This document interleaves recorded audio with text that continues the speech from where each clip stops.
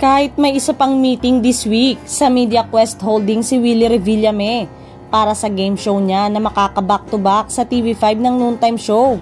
Sina Tito Soto, Vic Soto at Joey De Leon ang Itbulaga. Masasabing done deal na ang pagbabalik sa kapatid network ng TV host producer. Ayon mismo sa isang malapit kay Willie, kaabang-abang na ang pag-a-announce ng TV5 at ng TV host producer mismo sa kanilang collaboration.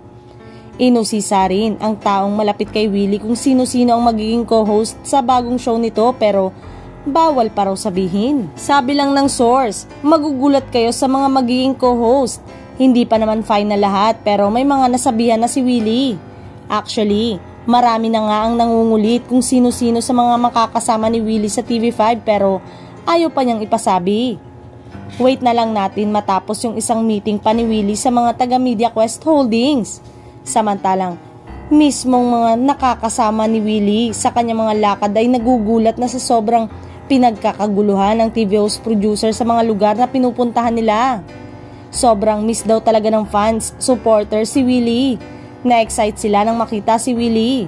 Pinagkaguluhan si Willie, tuwang-tuwa yung mga nag-grocery na nagpapapicture sa kanya. Yung iba nga, nagbiro pa, paying jacket daw, talagang excited na sila na mamigay uli ng jacket si Willie.